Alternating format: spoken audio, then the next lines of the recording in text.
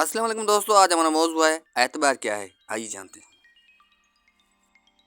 اعتبار لوٹ کے نہیں آتا دوبارہ، لاکھ جھوٹ کو سچ بنا لیں لوگ۔ بھروسہ لفظ چھوٹا سا ہے مگر یقین دلانے میں پوری زندگی نکل جاتی ہے۔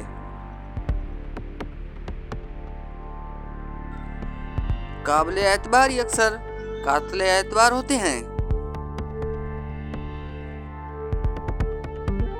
یاد رکھیں، اعتماد ایک چھوٹا سا لفظ ہے جسے پڑھنے میں سیکنڈ، سوچنے میں منٹ، سمجھنے میں دن، مگر ثابت کرنے کے لیے ساری زندگی لگ جاتی ہے۔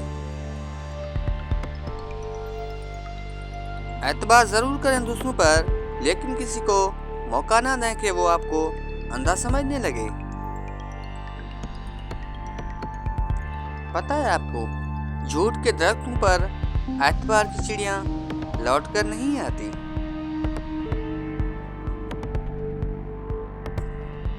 ان لوگوں پر اعتبار کرو جو تمہاری 3 باتیں جان سکیں: تمہاری ہنسی میں چھپا درد، تمہارے غصے میں چھپا پیار، اور تمہاری خاموشی میں چھپی وجہ۔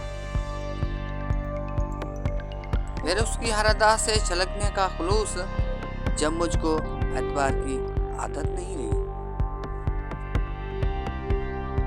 جانتے ہیں آپ، یہ وہ دور ہے جہاں اعتبار زیب نہیں دیتا۔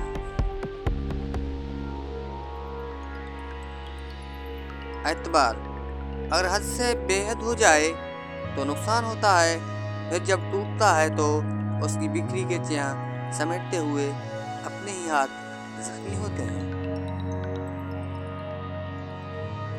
مجھے لوگوں کو پڑھنا نہیں آتا، مگر ان پہ اعتبار کر کے سبق ضرور مل جاتا ہے۔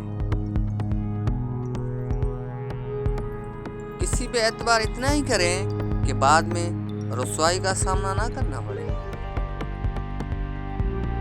حضرت علی کا فرمان ہے، قابل اعتبار رفیق وہ معاون کا ساتھ چھوٹ جائے تو بندہ کثرت تعداد کے باوجود بھی تنہائی محسوس کرتا ہے۔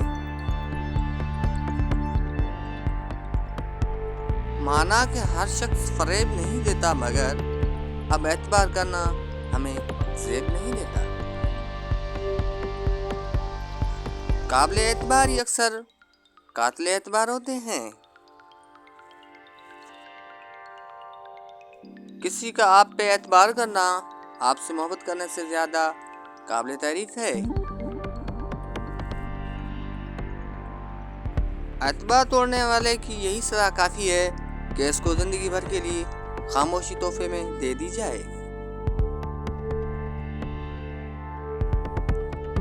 کچھ لوگ اعتبار کرنے کے نہیں بلکہ احتیاط کے لائق ہوتے ہیں۔